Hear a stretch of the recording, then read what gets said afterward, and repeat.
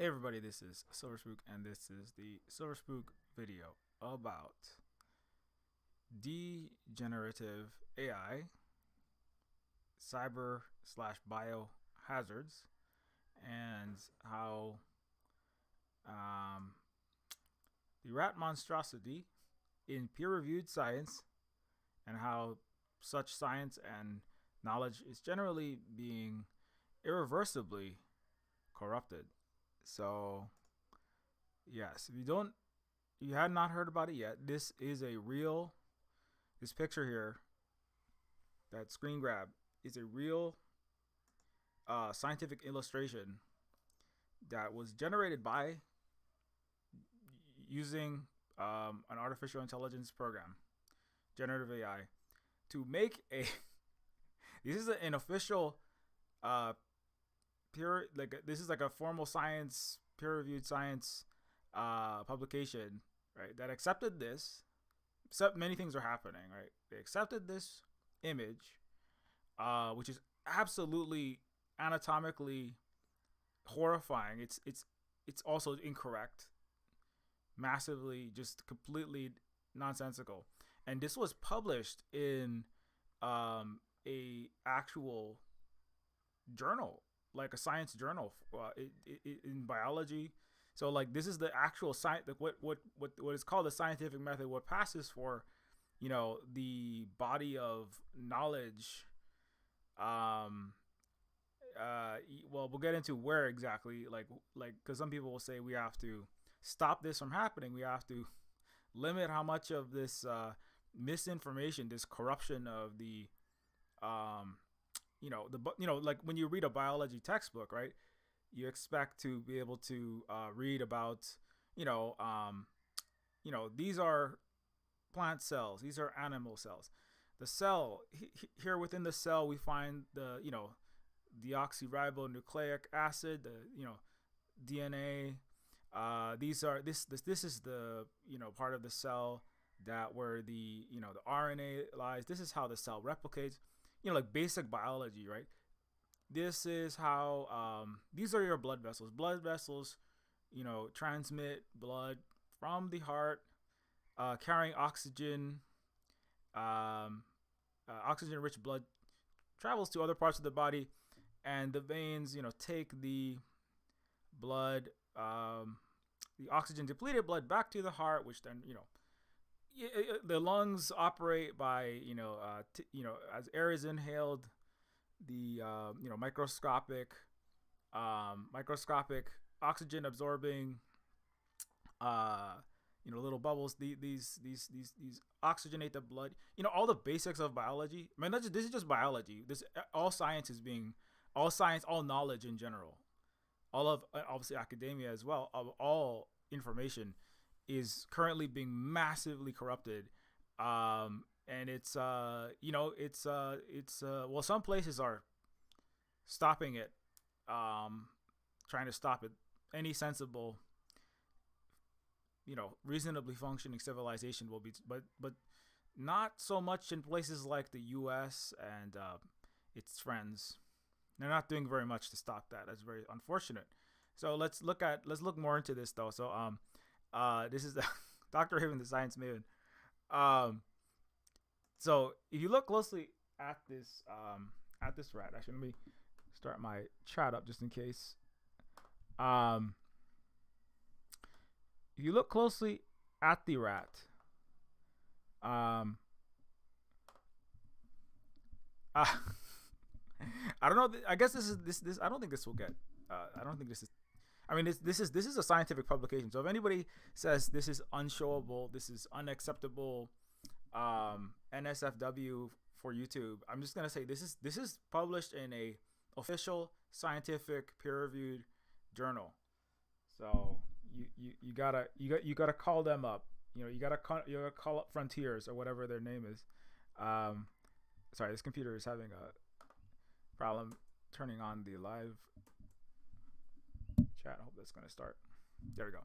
Anyways, so yeah, this is from frontiersin.org. Replication. Yeah.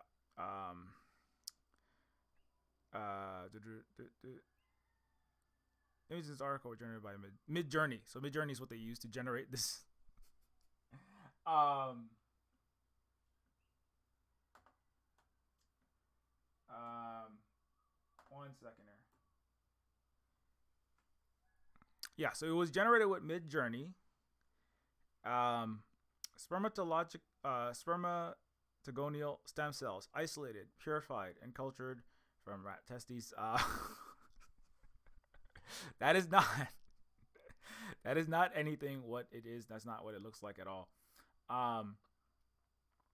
Okay. Even worse though. Even worse. This is figure 2. So what is Frontiers LN or Frontiers and whatever it is? Where scientists empower society. Frontiers is the third most cited, 6th largest research publisher. Let me say that again. This is the third most cited. So this is a major scientific research publisher.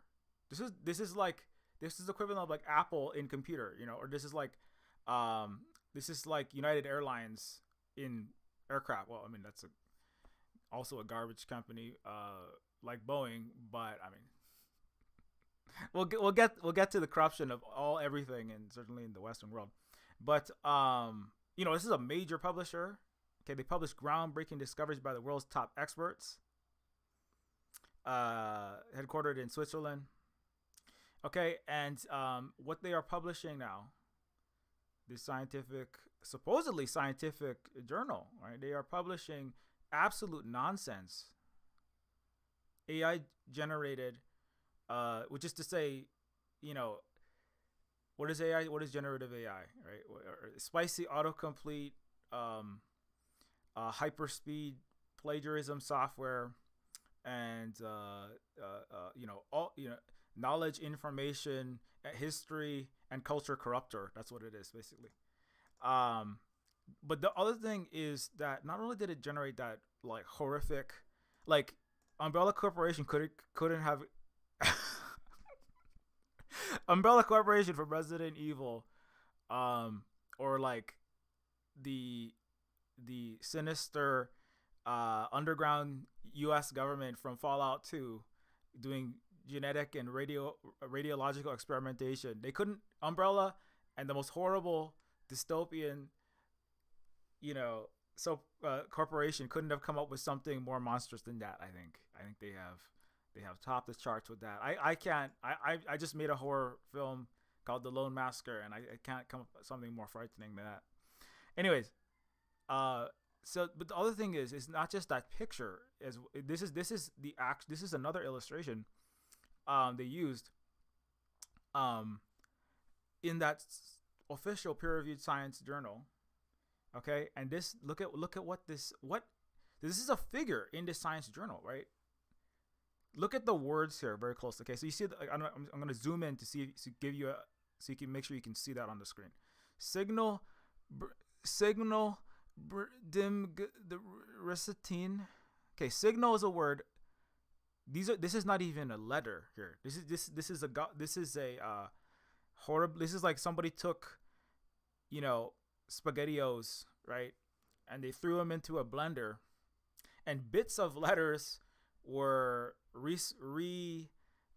cobbled together, and that's not even that. Like, look at this word. That's not. These aren't even letters. Like recitine. I'm not sure if that's a word, but some of this information in this peer-reviewed, third largest scientific publication is made up of these are not even letters. Like of. What is that? Is that Cyrillic? Is this like a Yemeni announcement of them destroying another Western oil ship? I don't know what kind of letter is that, right? Look, propronunciation.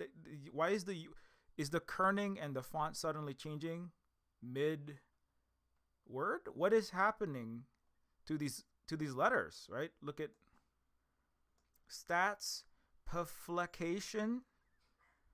Stats, that's not even E. That E like was injected with a T virus, and part of its face melted off, and now that's like a tyrant E. That's not a real E. Stats perflecation. What the fuck? I am not a professional biotech umbrella corporation scientist. So maybe that's a word that I don't know about. Okay, what is tramion tramion cation tramion cation? What is tramion cation? Okay, that is that like Wally had a glitch mid sentence while was the generative AI like using a broken version of Johnny Five from Short Circuit to like enunciate these words and then recorded the broken enunciation of misconstrued data run through a generative AI mid journey blender. I don't know what the hell is happening here, to be honest. All we can do is comedy hour with this because this is too horrifying to fully imagine the repercussions. Anyways, tramion cation of Zixapens Zixapenis. Is that okay? I got it. I got it. You see, Umbrella Corporation. I'm sorry, Western Science has invented a new genital. It's called a traxonc penis. Traxonc penis. That's what the rat has. What is a Z? I don't know. Okay, that looks that looks like a sigma, and that is the Greek. Is that omega? Sigma Omega Epsilon penis.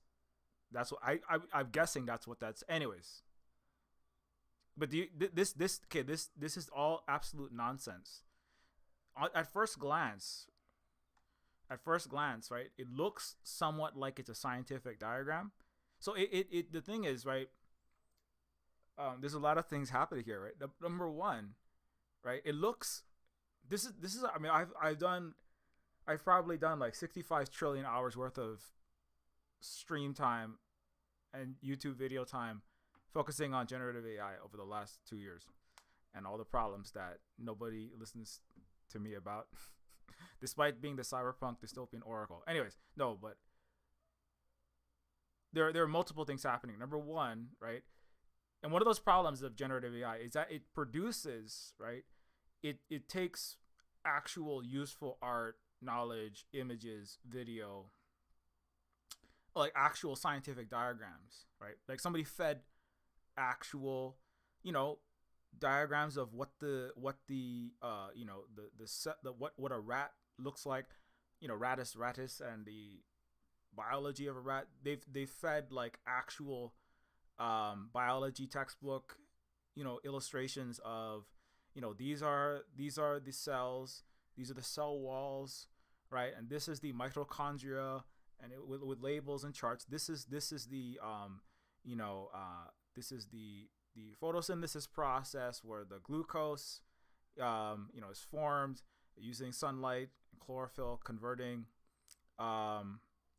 these, taking this energy in the form of radiation from the sun, converting into stored energy and sugar, blah blah blah. So so the generative AI takes all this actually, human created, actual useful knowledge and illustrations, and then it throws it into a blender, scrambles it all up basically, with a uncontrollable, easily poisonable, and often poison.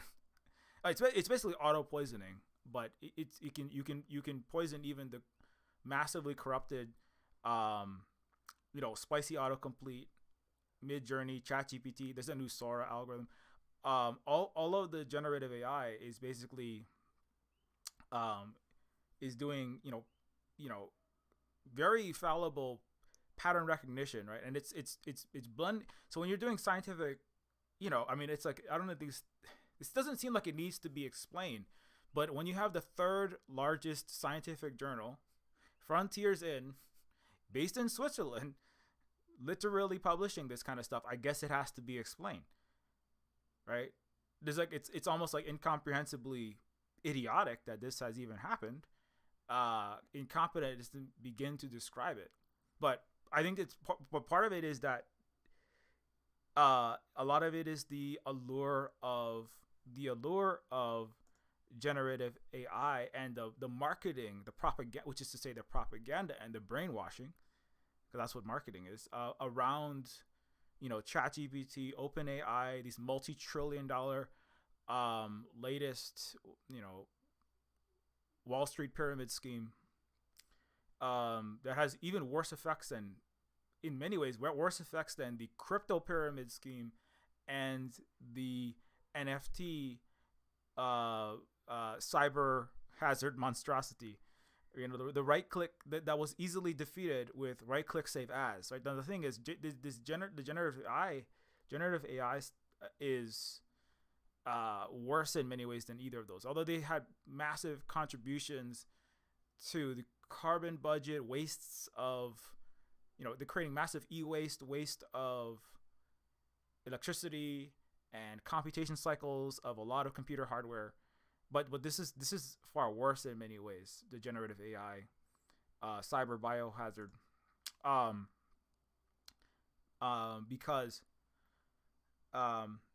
but basically it's like, because when you put all that information in, when you put all of that actual useful images and data in, the AI will generate, right? Like let's look up like how a cell functions,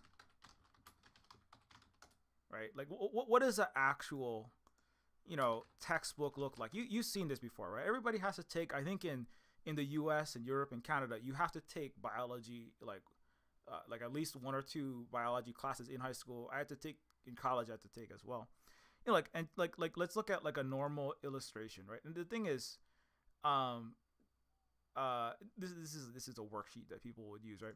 And so like these illustrations of actual science, right? Are the science, number one, is researched by humans over a long time, biologists, right? Observers, specialists, and then it's published, right? We all had to learn the scientific method, right? Hypothesis, you think of what could be, you observe the world, you come up with an explanation, you hypothesize, you think about what is a possible reasonable explanation for why that's happening. You come up with a theory, you run tests, right? You experiment to test the theory, see if that works, right? We all had to do this for science fair with the trifold boards. People stuck many millions of wires have been stuck into many potatoes to make potato batteries for the 3rd grade science fairs of the world, right? Many people have done, I remember I mixed cornstarch and water to try to illustrate how to make like a substance that was between a solid and a liquid, and doing experiments with that. People, so everybody, not everybody is necessarily a professional biologist, quantum physicist, astrologist, astronomer. Not everybody is the professional, renewable technology engineer, or somebody that's, does science for a living. But like everybody kind of basically understands that. So I thought everybody basically understands basically how science works. But anyways, so these are some of the graphs that, based upon the observing of nature, observing of the world, right? And then, studying, and then, and then doing experiments, etc. And then confirming that. And also importantly, right, the peer review process is very important. You create tests and you have information and you have observations that you then is confirmed and reconfirmed by other people, other organizations in other places, right? Testing out that theory. Like gravity is one of the best examples, because, if anyone drops a rock or a paper clip, or a glass, ideally not a glass, or like a vial full of double helix T virus. If you drop a T virus vial onto the ground and it shatters, it drops at the same. Now, when it shatters, the impact is, the results of it are different, or zombie apocalypse. But if you drop a rock or a glass or a baseball anywhere on Earth, it will file at 9 meters per second squared. It will accelerate towards the Earth at 9 meters 9.8 meters per second squared. And so anyone could test that and see if that's true, and it will give you the same result. And that people replicating the science, right? Now, obviously, I'm explaining very basic stuff, but I think it's important. It's going to be important later on. People being able to replicate that science anywhere in the world is what allows, a more solid, at least theoretically, that's what it allows the collective common body of knowledge that what academia accesses, what people who go on to research through Google systems and other scholarly research systems. Like I've seen a lot of people like going, I can't use the Scholar, I can't use the usual databases and the places that I look up information because there's so much incorrect information.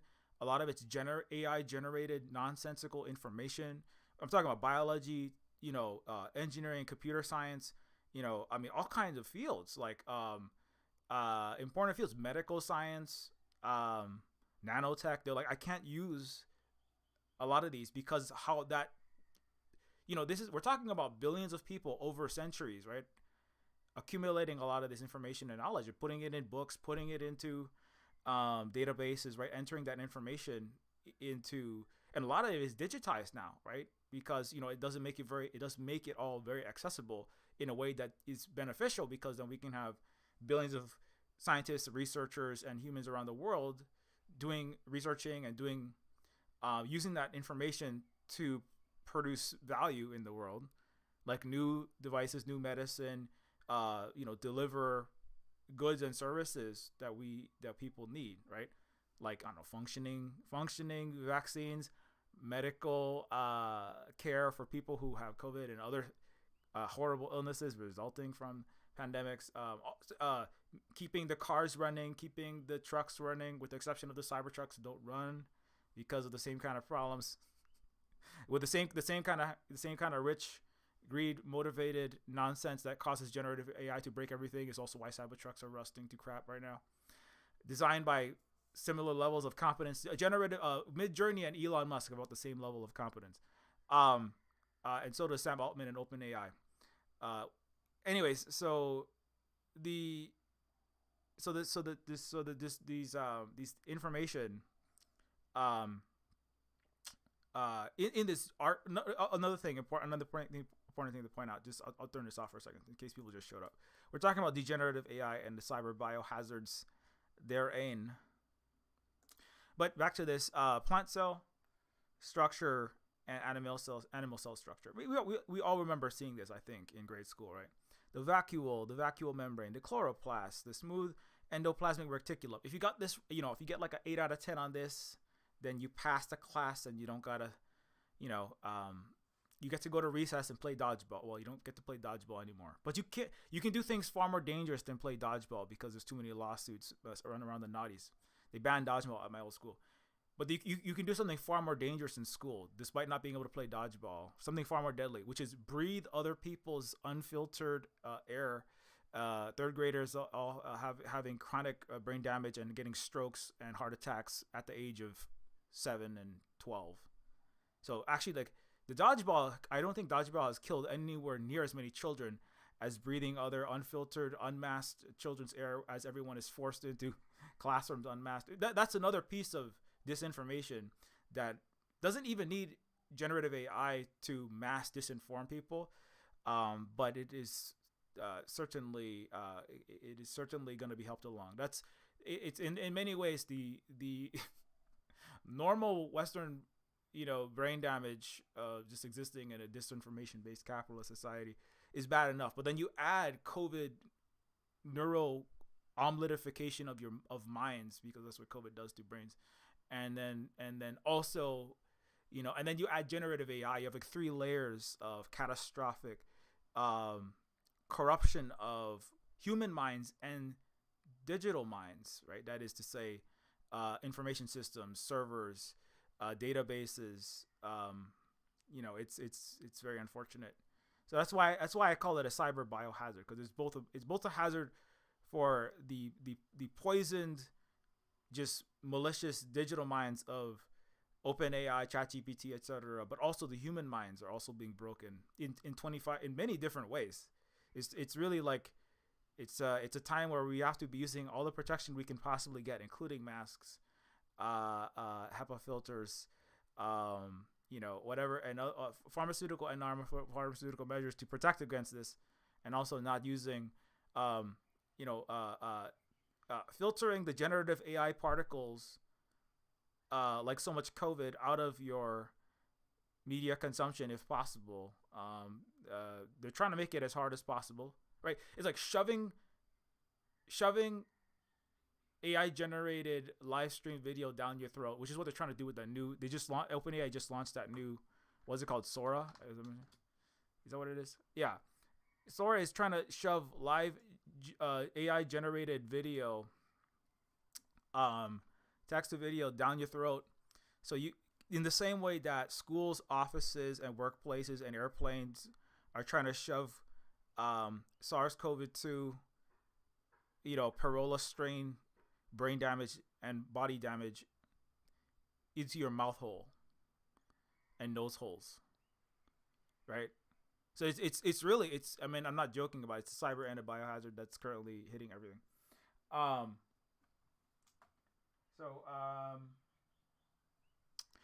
yeah, back to the illustration though. Back to the illustration. So again, health, the healthy tissue of the human corpus, human civilizational corpus, to use a biological to digital metaphor, right, involves like many people over centuries, right, observing the world, researching, experimenting, confirming experiments, like so many, trillions upon trillions of hours of labor over centuries across the planet have been put into producing all of the biology, science, tech, astronomy, even history, literature. I mean, all these subject matters, right? All this knowledge, all this information, right? That is, none of it's perfect, and I have many criticisms of, certain parts of the world's corpuses of knowledge, but like, for the most part, those scientists, they're trying. I believe most scientists are at least, trying their best, and with the peer review system, particularly for things like, I mean, even for things like mathematics, but like also certain like physics, right? If somebody gets it wrong, right? Like if a baseball or an apple, if Isaac Newton like dropped an apple, right, and he got it wrong, and he said, "Oh, this apple falls at 3 meters per second every second. It's accelerating towards the center of the earth at that rate." Someone else could do a test, right, experiment, and then prove it. Well, I mean, that's incorrect because look, I did an experiment. I recorded the data. Your data is incorrect, Sir Isaac Newton. Right. So then, like, that's a lot of like, so because just as an example, I believe like there was a possible superconductor that might have been discovered, a room temperature superconductive substance, right? And there was a video of it. There's a video of what appeared to be that, because that would be a massive breakthrough substance, which could like accelerate humanity into a type 4 Kardashev civilization. No, but it would be game changing in terms of energy transmission, and a lot of technologies would suddenly be unlocked by, I think, a room temperature superconductor. Let me see if I can make sure I'm not misremembering that.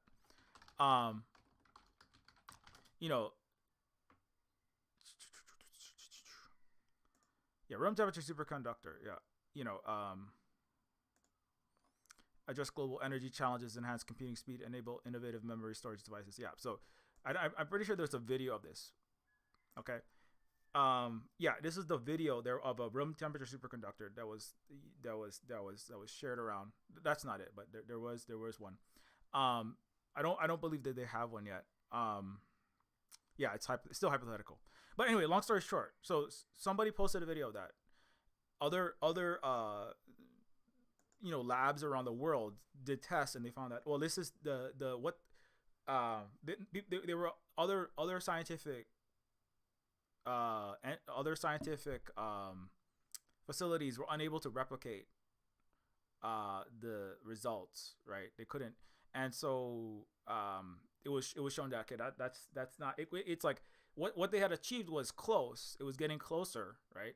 But it wasn't yet a feasible, mass producible room temperature superconductor, and so that was proven false. Anyways, but that's how like there is science is still being done, right? That's how a lot of this is being done, and like that's important, so that so that we can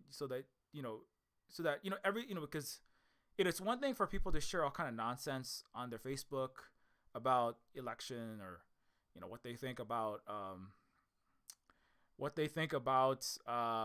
eating raw vegan diets, or what they think about climate change. I mean, obviously, it is important what people think. I'm not saying it's not important what people share, but like when it comes to like the science and the nitty gritty of engineering that actually keeps the lights on, keeps the planes and the trucks and the cars moving, keeps the electricity flowing and the internet running, like that kind of stuff. There's no room for error, right? Like there's not really room for missing decimal places when it comes to is your plane gonna land, right? You want the scientists and the engineers that are working on making sure that you're not dying with 300 other people in a plane crash, making sure that the cars aren't all crashing because of malfunctioning grids and street lights. I mean, the science, and and then when it comes to like putting out medications and treatments, you don't want people, you don't want like cyanide like substances going into the shots in people's arms, or into into the pills and bottles and stuff. Like that stuff has to it has to be correct, or people will suffer and die. Things will go catastrophically wrong, right? Like very quickly a lot of the time, right? And then those problems have to get fixed very quickly, right? And so the people who we have the information to make sure that the transportation, electrical, the infrastructure of the world is functioning, right? And then also creating new inventions and et cetera, et cetera. Those people need to know that the body of knowledge they're accessing, right, is not corrupted, is functional, so that they can do research and that they can rely on that to build upon the, again, billions of humans over time who have put their energy and their minds, right? Think of it as quadrillions of mind hours, right? Think of like CPU runtime, right? That has had to go into, right, doing these experiments, right, running these experiments, replicating the experiments sometimes hundreds of times, right, and also engineering and rolling that stuff out as well. That's another whole part of that, right? Is making and manufacturing the semiconductors and then the computer chips using quantum mechanics theory, using the electrolithography machines like that have to also be made, right? So all of that is that's like the research to build up to engineering something from the science. That's a whole mountain of work, human work, that goes over the years and years and over centuries. Then there's also the engineering, and that also takes mountains of work, and then the manufacturing that takes another mountains of work, right? Anyway, so but then the science is a lot of the basis for everything else, right? And so so if the science becomes corrupted, this is catastrophic in ways that's very difficult to imagine in the moment. It's just kind of like we're just slowly, shambolically, like a bunch of zombies waltzing into it, kind of like just waltzing into slowly, foot by foot, like stepping into the acid. Like we just watched Terminator Genesis yesterday. It's like stepping into a pool of what is it, muric acid, or that acid that will kill even the adamantium or whatever super metal that Terminators are made of, right? It's like slowly stepping into the dissolution pool, right? Like slowly bodies and brains are dissolving from COVID, right? Oh, well, let's just see what happens if everybody gets reinfected 56 times with catastrophic AIDS, cancer / Alzheimer's. That's airborne. That's like the level of catastrophe is only increasing, but people are acting as though things are normal. That's what I made the video, the Lone Masker, about. Speaking of bio hazards, and you can watch that. I don't have it up on YouTube because I'm not sure if it will be appropriate there.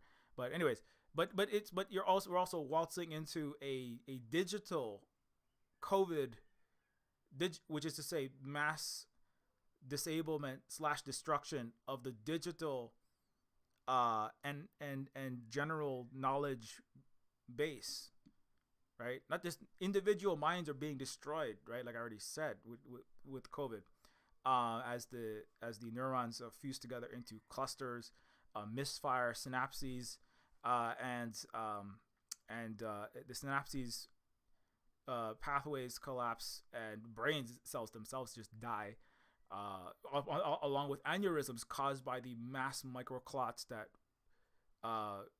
flow like so many bits of gunk and junk in a sewer pipe and get stuck in a blood vessel and burst your brain. I mean, that literally, right? So there's physical individual brain damage that's killing individual brains slowly, mass disabling them and blotting out memory. But then you also have the digital world is being filled with this kind of, the digital world is having the digital knowledge is undergoing mass strokes, mass brain damage as well, as it's being filled, right, with this kind of nonsense. It's being filled with repressurization of register. It's a sickle. Like again, we're going from actual researched healthy human knowledge that had healthy human brains doing the research, non-COVID damaged brains doing the research, right? To this like mutated digital COVID of generative AI, open AI, nonsense filled, corrupted science, and also the humans that are supposed to be processing and weeding out, right? Because this is one of the failures, right? There's multiple failures. One of the failures is just using generative AI in general, but the other, and that's a failure of Midjourney. That's a failure of ChatGPT. That's a failure of OpenAI and all generative AI. But there's also a failure of the so-called, science itself, the peer-reviewed science, certainly Western science, with the Frontier, again, the third largest, most cited research publisher, failing to catch this. The thing is, like, anyone could look at that and be like, I mean, even a lay person, even a non-scientist could probably look at that and be like, something is drastically wrong. Something is drastically wrong with this rat illustration.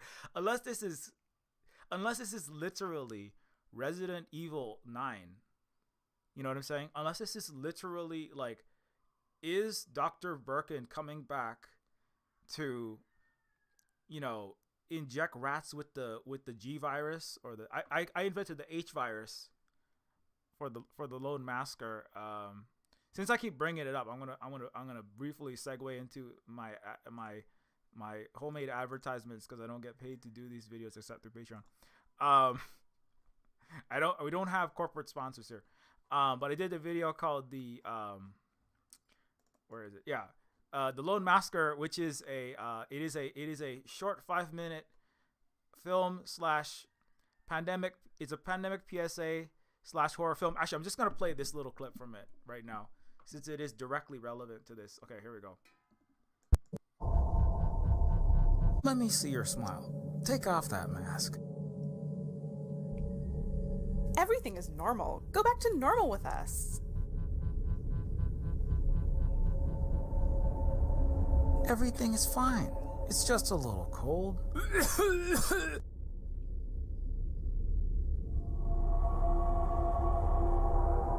What are you wearing that silly thing for?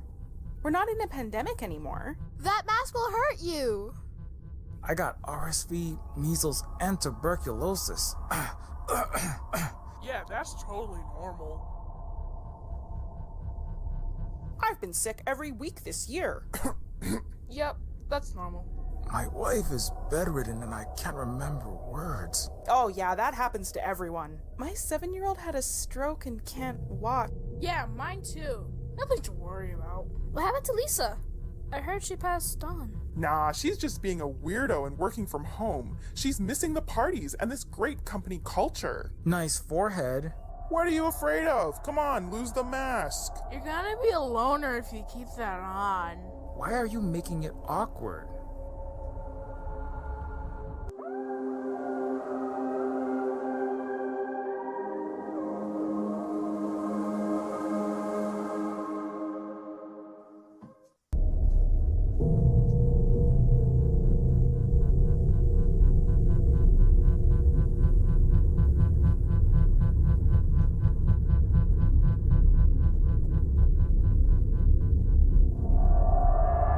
Take that mask off. Leave that glass box first. Anyways, so that is the trailer for you can watch the whole thing on the Twitter actually if you want. I apologize if you don't use Twitter. You can also find it on Twitch at twitch.com/silverspook. I think there's a video there somewhere. I saved a clip of it. Yeah, it's called The Low Masker. It's one of the video clips there. Anyways, don't forget to follow me on Twitter and on Twitch. There you go. That's how we do marketing, also known as propaganda, but for a good cause.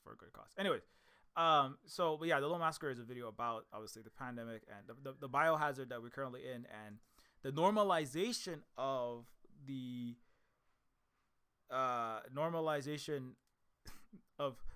quote unquote normal, complicit in by both the population and governments, certainly in the Western world, to make tons of money sickening and killing off people in a horrible calamity and slow motion destruction of countless people and civilization as it has been known. Anyways, but back to this though. So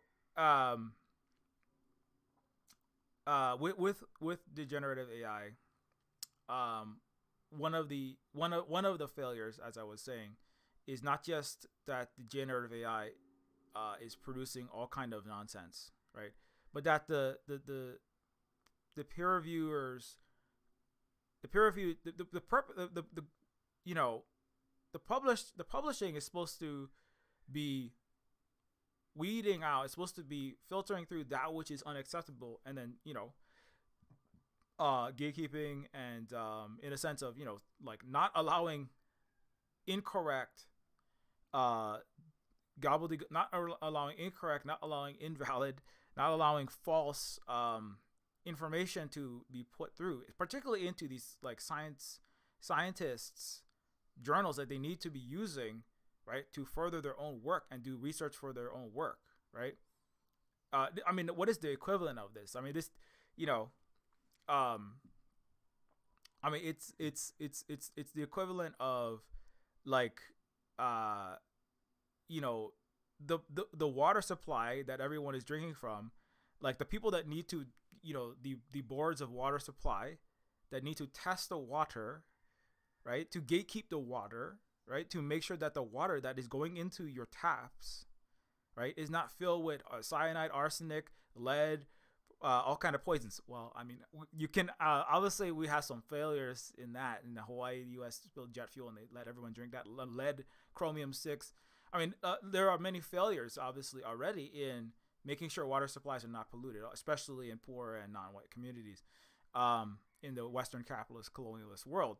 But in the same way that, like, if the water that is going to a city's taps, right, or town's taps gets, has large amounts of, I don't know, cholera or some very poisonous substance in, it's the water supply has to shut it off. They have to figure out what they're going to do about that, right? They have to add, sometimes if there's large quantities of bacteria added or discovered inside of a water supply, the board of water supply has to increase like chlorine or other disinfectant substances, right? So that people don't get, I mean,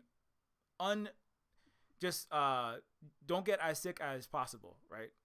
So so some water will taste, depending on where you're at, some water to meet the, EPA parts per billion of certain bacteria, certain toxins, the water supply will have to change the substance. Anyways, that's just as an example of, so the scientific publishers are the boards of water supply for the digital water, the digital nourishment, the informational resources, right? They need to be filtering out what is like acceptable is not acceptable. At least what is like actual science and what is just nonsense, right? I mean, this is what generally when we talk about publishers, like, there's a science fiction awards going out soon for, I think, the Hugo Nebula, Philip K. Dick Awards, I think, are coming out sometime soon. And like, the publishers, now you could say, well, the publishers are, biased in how they're choosing, who gets the awards, who gets published in, Penguin Books. I don't even know if these things are even relevant anymore. That's part of it. But, who chooses what gets to go on Netflix or Tubi? We have friends who are trying to get on Tubi. I see one of them actually works with Troma Films, which is very cool. Who gets to be, who gets to be shown. Now, obviously you could be like, well, there's a lot of nepotism and favoritism, but I mean, they can't just show literally anything on these paid subscription services. Otherwise, because if people are like going on there like, wait, I'm paying money so I can see like some random AI generated bad cat video or somebody's home video of like counting their straws that they butt dialed into, or somebody butt dialed, and I just have a video of somebody of like rustling jean fabric in the ass of someone's pants. Why is that on Netflix? I'm not paying money, right? If Disney put on their front page, here's 10 hours of a random CCTV camera staring at a wall, nobody would be paying for the Disney service anymore. Anyway, long story short, right? I'm trying to illustrate what is the purpose of those services. No, obviously that's not Disney and Netflix are not just gatekeeping. They're you pay them and then the money goes to the people who produce that content. But one of the important, then that's not as important as scientific publisher, right? But the important thing is that the people who need the correct latest biology, right, astronomy, physics, electrical engineering, all that information, all that latest natural sciences, computer science information needs to be accessible. It needs to be properly filtered so that the scientists, when they're looking things up, they're not getting wrong, or just even if it's not wrong, right? If they have to sort, like, it's like there's a story by Jorge Luis Borges, the philosopher / South American writer, the science fiction story called The Library of Babel. I really like that story a lot. Also, there's The Garden of Forking Paths, which is referenced in Neofeud. Anyways, The Library of Babel, in which there's all the knowledge, every book in existence is in this library. Every possible combination of English letters and all other Cyrillic and Arabic characters put together, every possible word, every possible book is in this library. But if you wanted to even try to find a book, it's basically it's virtually impossible. You could spend centuries looking through hallways and not find a single book that is legible. It's not that even has correct English sentences, because there are so many possible, right? If you just recombine characters together, right? Eventually, randomly, if you 500 pages of random characters, eventually you will get a book, right? If you combine characters and spaces together. But there's, it's beyond a Googleplex the number of books that there are possible, right? Which is, Googleplex is a very large number, let's put it that way. So anyway, so what that means is that that's why you need humans. You need humans who have the skills and ability to discern, right? Actual nonsense, bad information, false information, horrifying and like NSFW kind of NSFW images and information, they have to sift through that and then get the actual good, useful scientific information or useful information and useful content, right? And so and that is what the publications are for. In a way, really, generative AI is about doing the opposite of that, right? Generative AI takes useful human filtered studies, right? Like just as going back to this example, this cell organelle illustration and diagram, right? That shows you the actual plant cell structure. Again, all this is based upon millions of people over years and centuries learning about plants and animals and their cells. Or obviously, some of this is more recent when they had access to microscopes, but a lot of like intuitions and findings have been built upon others. In a private, like people like knew that plants needed sunlight and that the chloroplasts and the the vacuole, they knew that the plants needed sunlight in order to grow, but they didn't know exactly what at the microscopic level, how exactly that functioned. And so all of this information, and there's other information that's going to be around it, like so these the nucleus and the nucleolus and the ribosome, these contain information that's basically the programming that tells the plant's cells how to replicate to make new cells, right?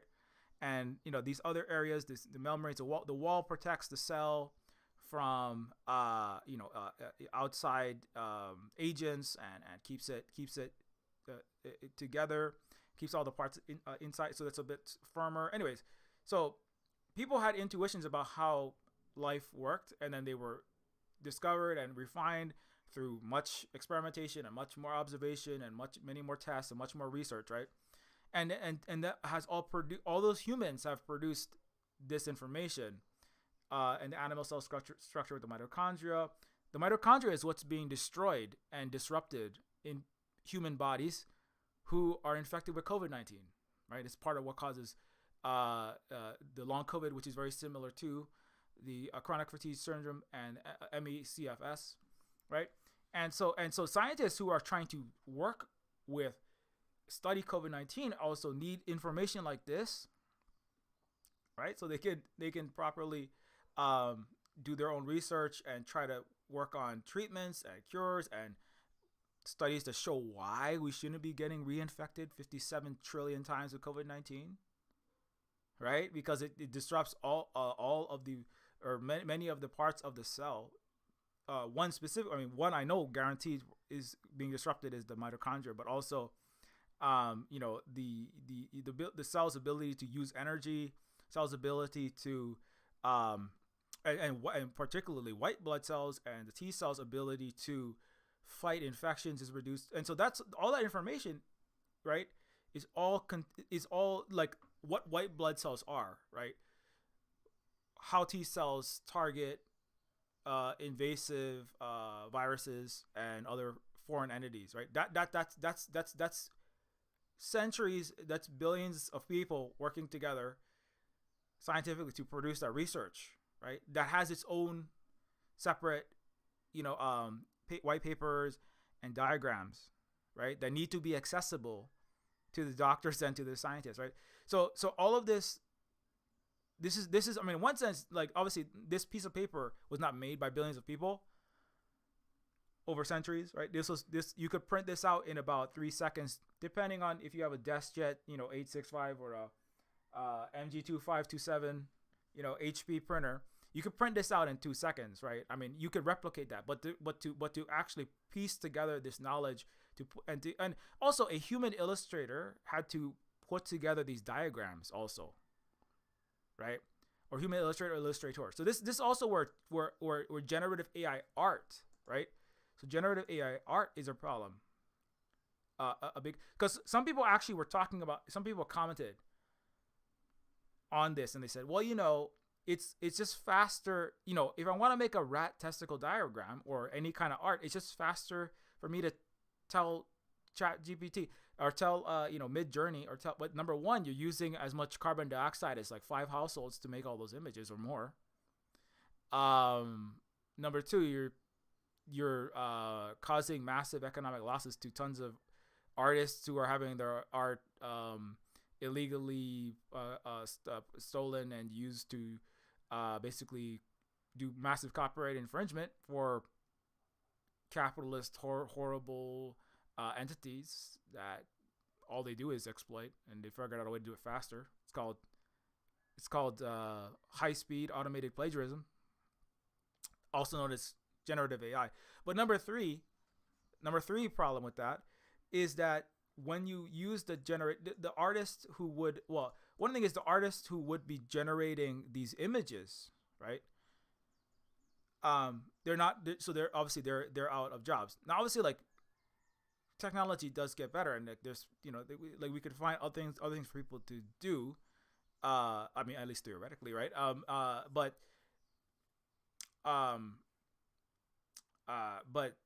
number one, that data should not be trained without the consent and without the reimbursement of the people that data is being scraped to train generative AI. But also, right, the artists are capable of drawing the actually correct diagrams, right? So you get the actual correct information. Like this, let's look that up, right? So like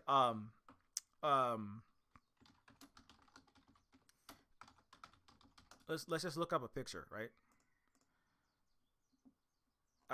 You know, look at parts of a rat inside, right? So if you want to know what the inside of a rat looks like, right? There are, you know, you have human illustrators that could tell you this is the femur, this is the patella, this is the scapula, your humerus radius, right? So a human, using technology like Photoshop, or using, you know, paintbrush and a palette, or you know, colored pencils or pens, or using digital 3D tools, Maya, or you know, Blender, or whatever they're using now, I don't know, Unreal Engine 5, which is apparently what Sora uses to make monstrosities of broken, screwed up, mass disinforming, fake live video and deepfakes. No, but what I'm saying is that, like, you know, a human artist had to put this together, and then you can learn about esophagus. Like, this is the actual correct diagram: thymus, lung, liver, small intestine, large intestine, spleen, cecum, stomach, etc. Right? And a human can put that together and communicate information that can help people, right, who want to know what the parts of a rat are, which, you know, have obviously similarities to humans, right? That's why Umbrella Corporation used tons of dogs and, well, bunnies, because Paul W.S. Anderson wanted to make a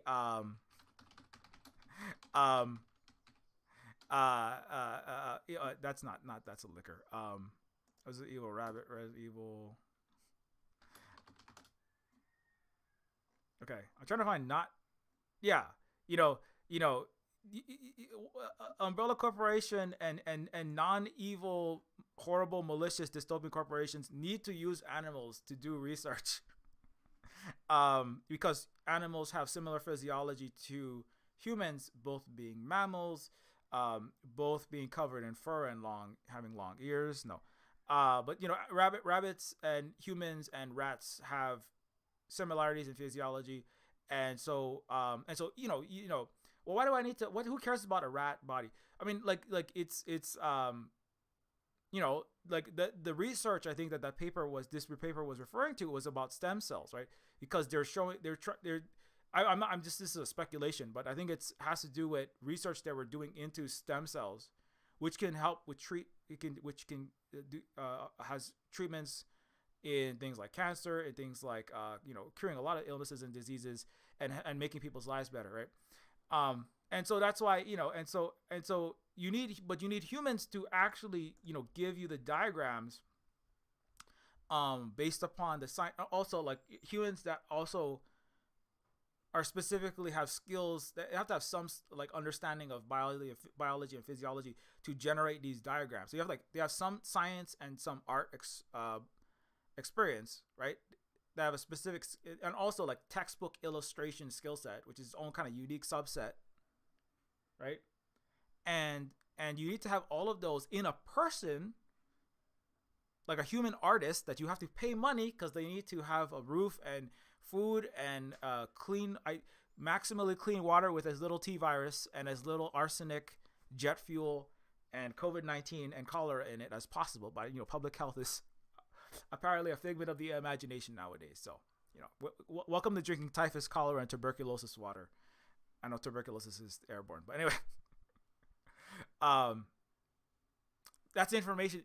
Tuberculosis is airborne. Information that even without generative AI disrupting the public, it's already being lost. Just with your normal human corruption called Western governments, business, and the capitalist system. That now has made everybody think that there's no airborne measles and tuberculosis, or for making people having mass amnesia about COVID-19 and all SARS viruses, in fact. Anyways, so you need the humans that can make these artistic diagrams that convey the accurate information that many other humans have painstakingly spent their lives producing, right? So that you can have a functioning society, somewhat anywhere barely resembling functioning society, not complete collapse, mass death, suffering, and no public health, no water, no food, etc. No mass accessible and total chaos or whatever. I don't know exactly what's going to happen, but something not good is going to happen. Let's put it that way. If this kind of stuff continues, anyway.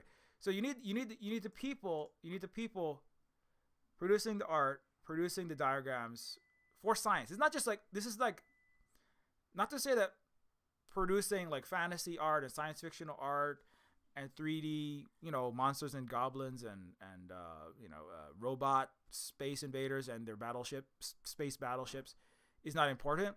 But like when, and those people all need to be paid for their art as well that they are producing. As the artist who produces video game art for Neofeud, Neofeud 2, Terminus Machina, and several other things, and they also make a video, like, just as an example, like The Lone Masker is a video that, I produced with Holly and everyone else, and, there's no AI generation in this. The next Lone Masker I'm gonna involve at least some of it's gonna involve generative AI. I'm gonna have discombobulated like rat testicle hand with like a dog head, 2 dog head, and 3 human, jumbled together human torsos with random muscles and sinews and like eyeballs coming out of the face, and it's gonna be like, or eyeballs coming out of the back of the head with like pustules everywhere, and random like toasters coming out the side, and like a cyber truck for a leg. And it's gonna be like, what is that monstrosity? Is that a Umbrella Corporation mutated bioweapon? What is that? Is that William Birkin from Resident Evil? Welcome to Raccoon City or Resident Evil 2? And it's gonna be like, no, that's not a mutant. That was just a generative AI lab. The generative AI produced that, right? Mid-Journey and OpenAI. Sam Altman gave birth to that. Like, that's his baby. He had a generated AI lab hooked up to a 3D printer, and it printed that. It's gonna be like limping around, like, chasing you down, like, help,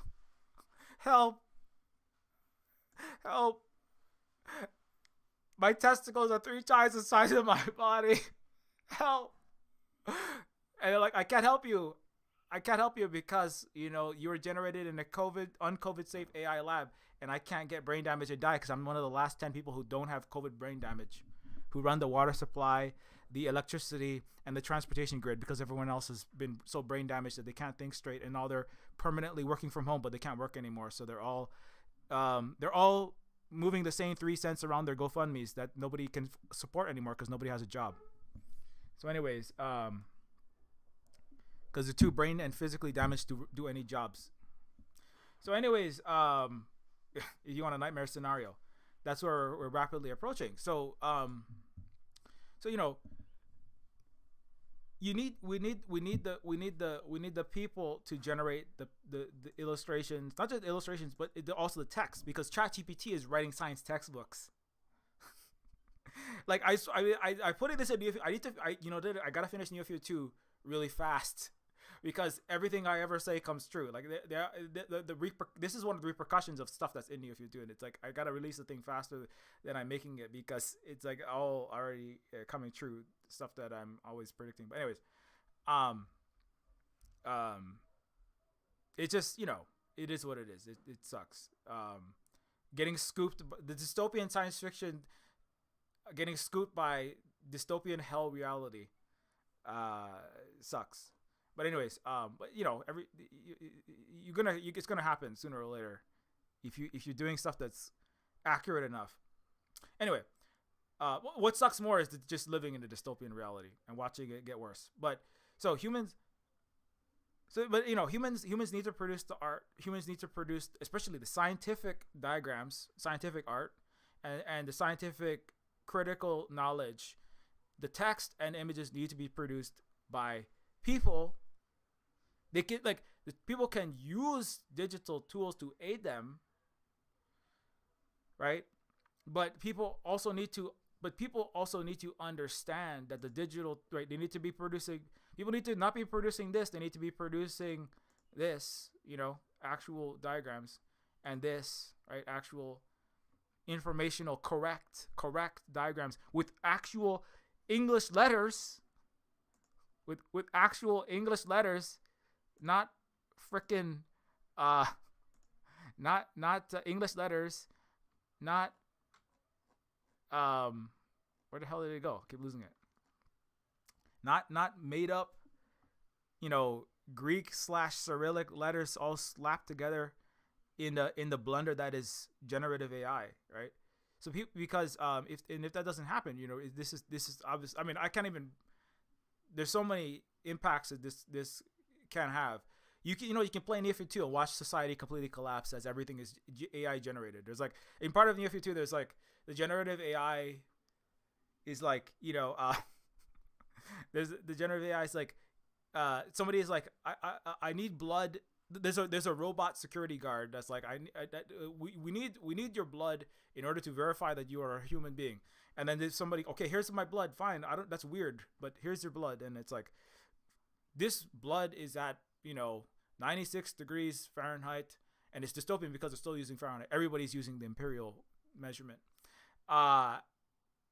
Human blood is the temperature of a cold drinking water. And they're like, what are you talking about? And it's like, based upon the American scientific community and the official U.S.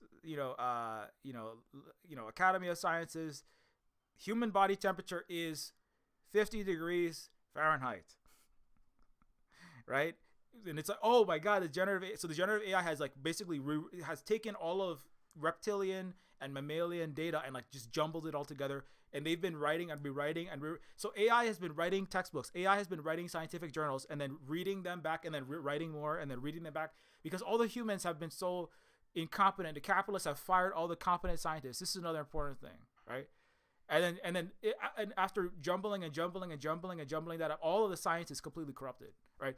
And it's like this blood is red. Human blood is the color of old mustard. It's right because human blood is yellow as elucidated in the textbook, and it's like everything is absolutely wrong, right?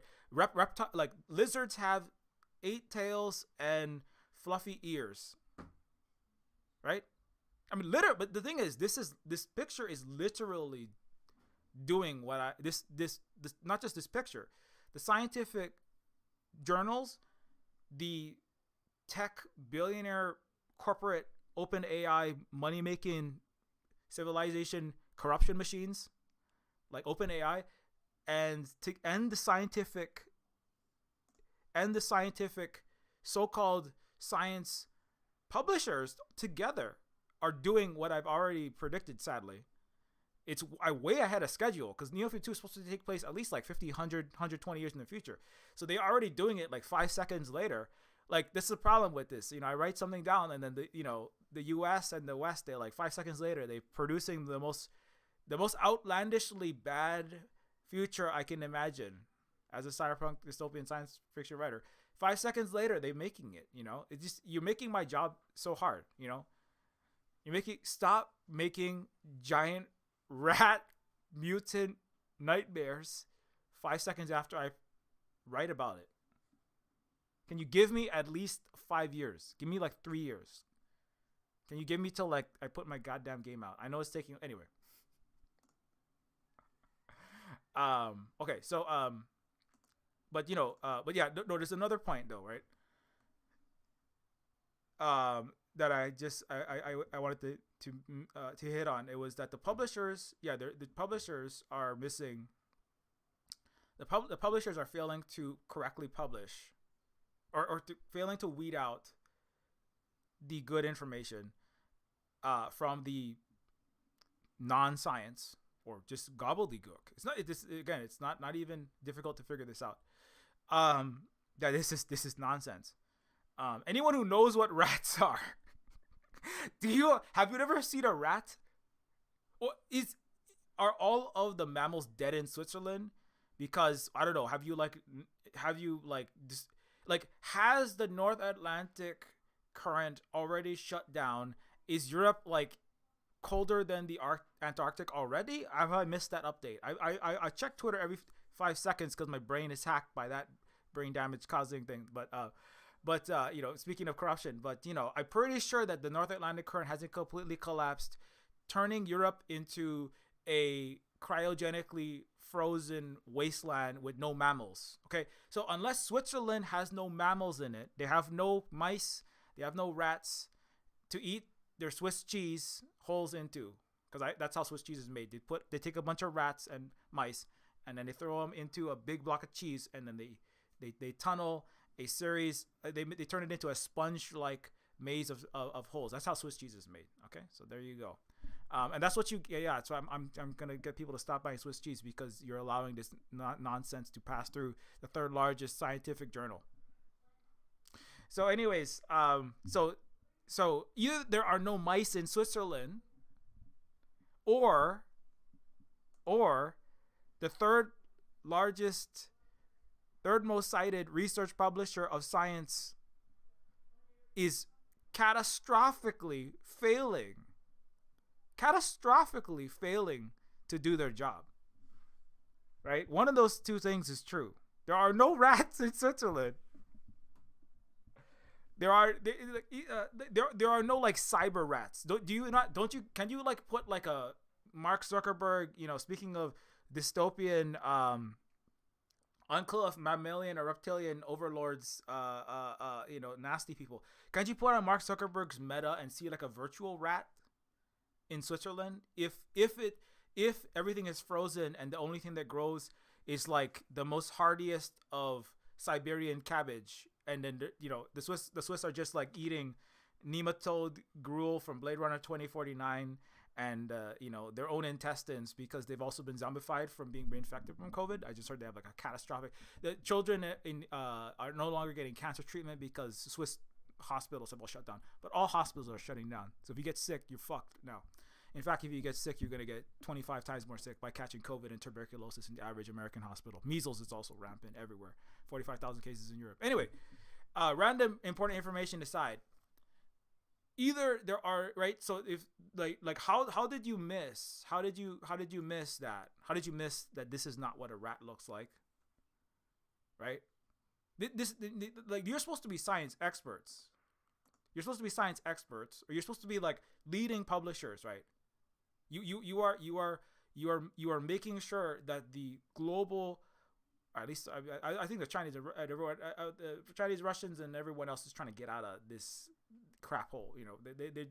We'll get to that later, but certainly in the Western world, you are the people who are supposed to be the board of water supply. You are the water purity maintainers for the scientific world, for the knowledge base of your civilization, for the world, and for what you claim is the world, the free world, right? For American and European and Canadian and Japanese researchers, and anyone who still wants to play with you, you're supposed to be keeping this information out, this nonsense out. right? And then you're obviously failing. This is not the only time if it's just blown up this big, it means that they failed a whole lot. Because, I mean, how good do we know Western governments and Western corporations are at lying, right? They're very good at it, and they get away with it, and they can silence people with all kinds of tools. So the fact that they've got away with it this long, it suggests that there is already a mass corruption of science, and there absolutely is. In fact, like, I just read that the Western U.S. and other Western governments, they're allowing like asbestos. They're allowing all kind of substances that were regulated from going into food, into housing, into water. They're just like letting everything in, because, well, you can ask yourself why that is, right? Why are they allowing why are they allowing arsenic and cyanide to just be randomly spilled into food and into things now? You can ask yourself why you think that is.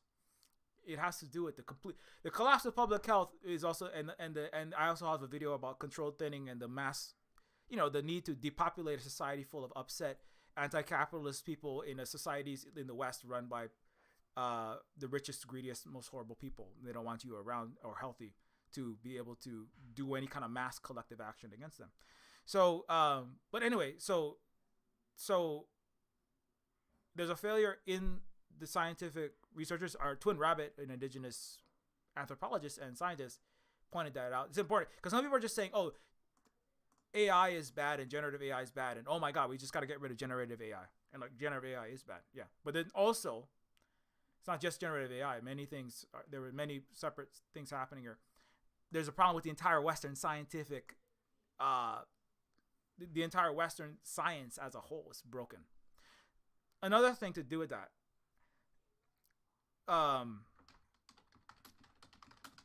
so the peer review process, right? Which starts once you submit your peer paper to a journal. After submission, your paper will be sent for assessment by independent experts in your field. So for example, if you send a paper on stem cell research, which I believe that one was on, or if you send a paper based on a possible superconductor that is functional at room temperature, right? Or you have a research paper on a breakthrough, quantum computing machine, which the Chinese have, which are 100 trillion times faster than any Western computer, or it would actually 100 quadrillion times faster. I'm sorry. If you want to have your your paper published, you submit it, right? Then it has to be confirmed again, right? By independent experts, right? It's part of the science, right? The reviewers are asked to judge the validity, significance, originality of your work. So,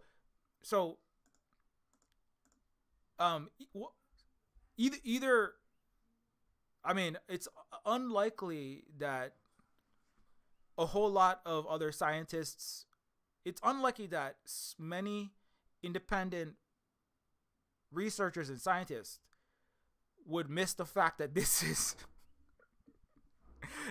not what a rat looks like, right? So I mean, I'm being generous. I mean, there's enough COVID brain damage that maybe 25 other scientists that independently verified, they looked at this rat, right? And they had like their semi-zombified brains all said, oh yeah, that looks good. But they just said it looks good. Kind of like the thousands of pilots that are being recertified despite them having so much brain damage from COVID that they can't fly planes properly, like forgetting what switches to hit, and they almost crash all the time. It's because pilots not wanting to lose their job under capitalism because they don't have health and housing insured are lying about how capable they are flying planes. So get ready to crash and die when you go on vacation soon. Among other things. But I think it's unlikely that it's unlucky that several independent researchers are so brain damaged from 6 reinfections of COVID that they would all miss that this is nonsense and that this is nonsense, right? I mean, maybe I'm wrong though. I mean, maybe that's how bad it is, right? Okay, but either way, right? What it says is that the peer review process, there's something wrong in the peer review process itself, right? something is deeply flawed in the peer review process. And the thing is, and this is not a new. This is there are multiple things that I already knew were wrong with this, which is that the peer review process itself. I don't have the receipt, so I'm not going to even try to look for it. But the peer review process had already been corrupted because the peer reviewers are being asked more and more frequently, because it's an industry, it's a science industry. The peer reviewers, so is the university system. Academia is a business. People don't realize this, but certainly Western academia is a business. It's a feudalistic business of greasing the right palms and trying to scramble for tenure. While most of academia, 75% of all college classes in biology, engineering, astronomy, literature, etc., history, 75% of all college mathematics, 75% of all college classes are taught by somebody who is making poverty line or lower or near poverty wages, right? They're grad students, they're permanent temp hires, they are adjuncts, right? Non-tenured faculty. They work for just garbage wages in an already nearly unlivable system. If you work the average job in a place like the U.S., right? And so, but also the people who do the peer reviewing, right? So the people who are supposed to be verifying the experiments, right? The people who take the white paper or take they have to go into a lab, right? And like use the same substances, test it on a rat, right? They have to go and take that stem cell, right? Why is peer review important? The peer review is vitally important to uphold high standards of scholarly communications and maintain high quality of individual journals.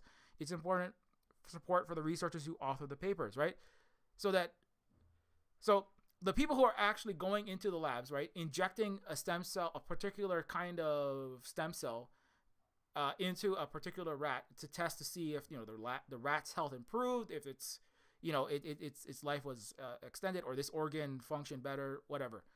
The people who have to go in the lab and do that work, they're paid $3 an hour or less a lot of the time. I remember I was like, I don't have time to look this up. I remember I was reading an article that said like a lot of people who actually do the peer review science, they're like they're like not a citizen or in the U.S. I don't want to get into too deep in the immigration thing, but or they're not in the U.S.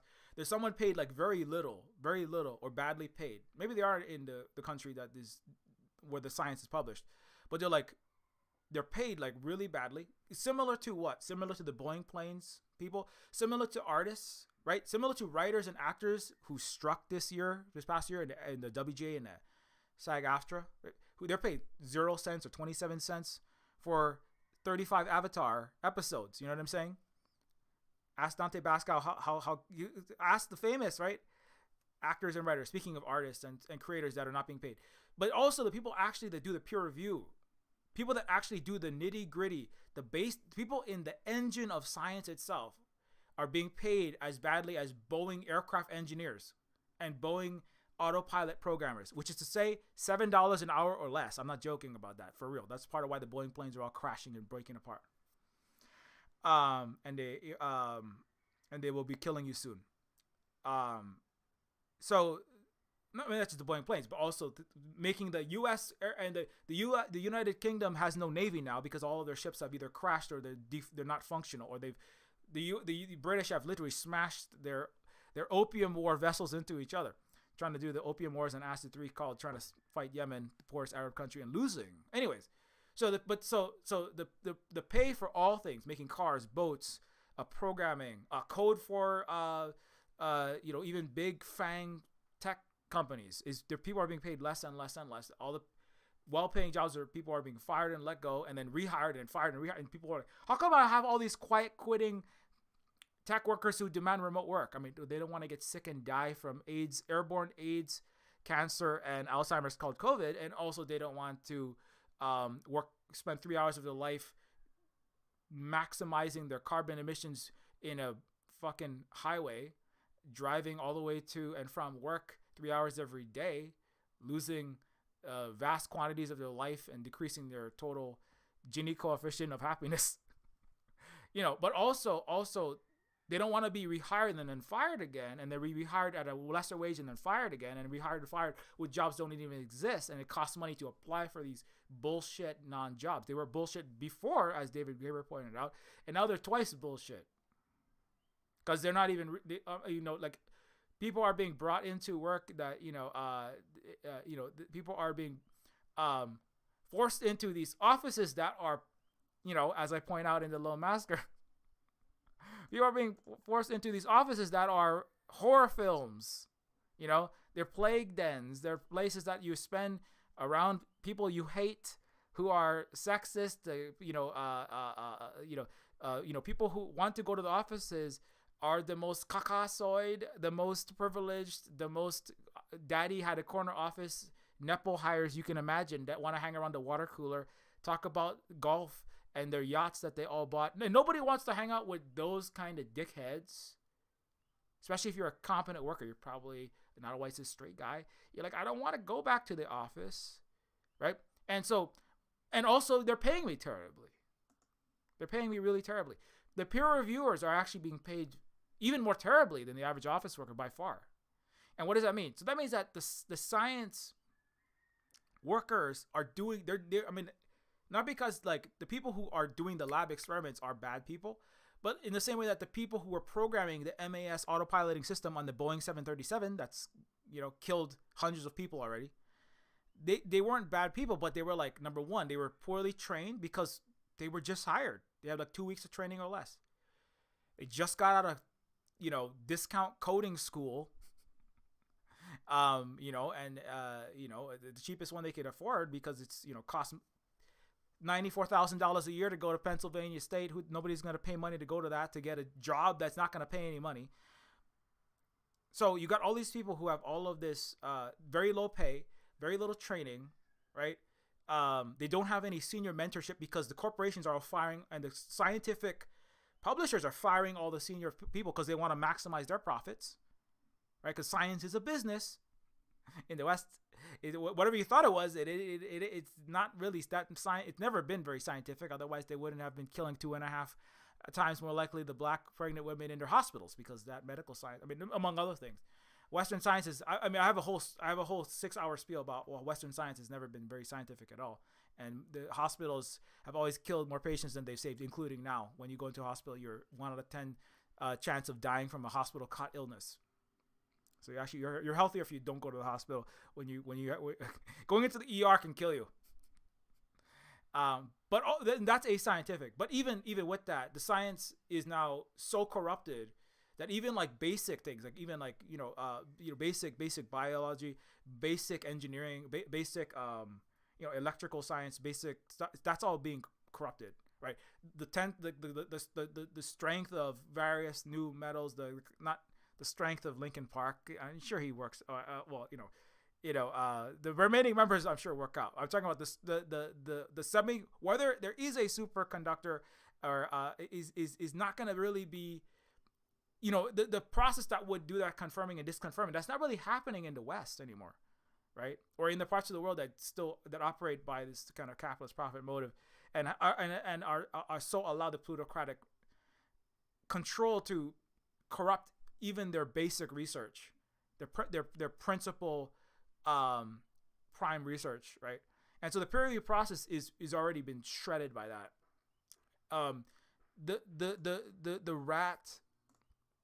The rat monstrosity and the gobbledygook non-words in scientific journals is years late evidence of the degradation and erosion and corruption of all Western science. This has already been going on for years, right?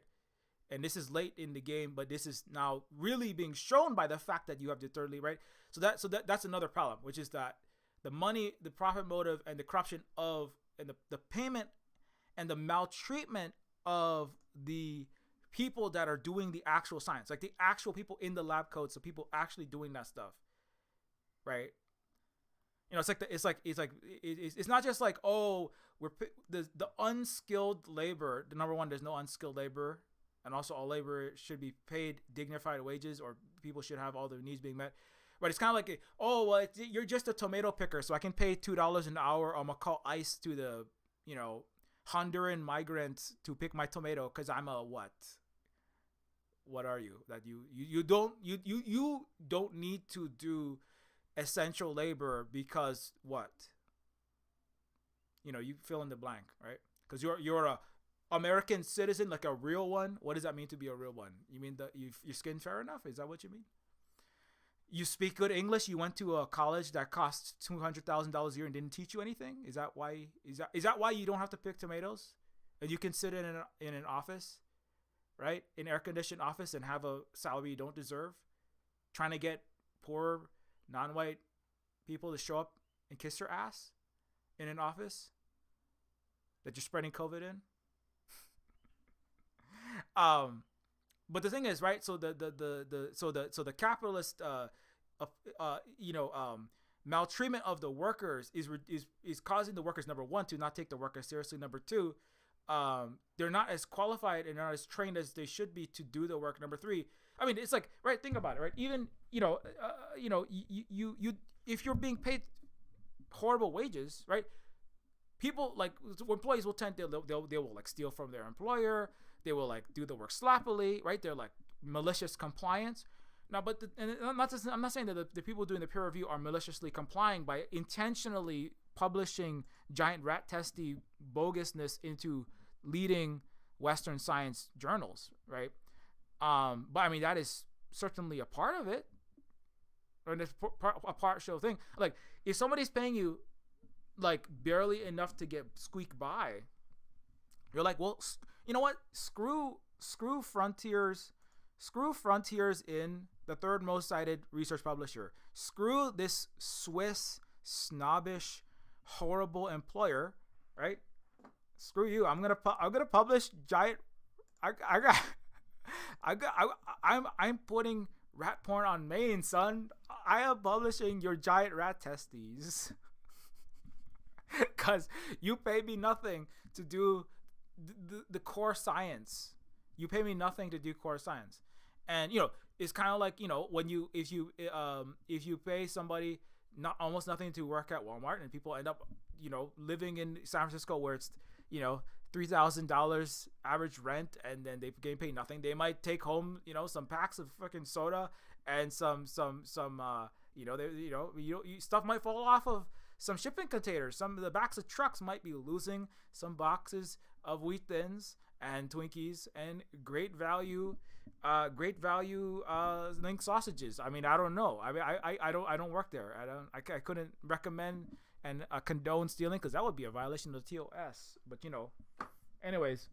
But what I'm saying is that, like, people who are vastly underpaid and mistreated are not going to be doing their best work, motivated to do their best work, capable, because maybe they're too distracted worrying about their hospital bill they can't pay for to do the best work that they could be doing. And so that is all resulting in what? Lower and lower quality of peer review, lower and lower quality of science, and to the point, and then anyways, that's like there's just another factor in like why this has happened, right? And will continue to happen. It's gonna get worse.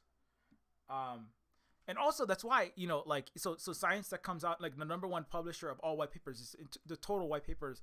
Most white papers are being published now coming out of China, more than any other country in the world. And the other thing they do is they have a limit in China on, or they have very strict rules. If you're ever caught using generative AI, ChatGPT, or any kind of tool, either in a text tool to generate text for your college papers, for your white papers, or any kind of image generator, video generator, if you're ever caught at any point using generative AI in a Chinese university or in a Chinese academic setting, you will have all your degrees, your BAs, your BS, master's degrees, doctorate degrees, all your degrees, medical degrees will be revoked.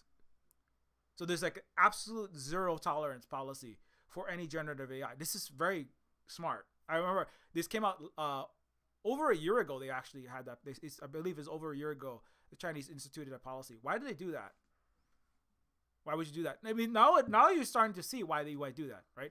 How, if you have millions of college graduates. You have millions of researchers using generative AI because everyone is being pushed to use generative AI. This is also a problem. The people's understanding of what generative AI is, which is it's mass civilization poisoning, collective brain damage inducing, and mass impoverishment software that only benefits a handful of white dude billionaires like Sam Altman and his friends. He's going to soon be one. That's what it really is, right? But people don't. But their marketing, it's like smoking is good, right? A generative AI is going to make your job better and make your job easier, and it's going to let you do cool art and be a fun. You're going to be like Quentin Tarantino making your own movies now. That's what they say. But that's like smoking is good for your health and it makes you sexier and live longer, right? We're in the smoking is good for you Mad Men? We're in the Mad Men 1960s. Marlboro makes your teeth white, eyes bright, and makes you the hottest thing, and makes you increases your life expectancy by 10 years. That's where we are with generative AI right now. We're in the marketing phase, right? The find out phase, the thing is we're already finding out, but most people are still, I love this thing because I live in the West and I believe everything that gets fed to me if I like the way it sounds. And have no actual education that will allow me to filter out incorrect information and don't understand that I'm the bad guys in the world. Anyways, so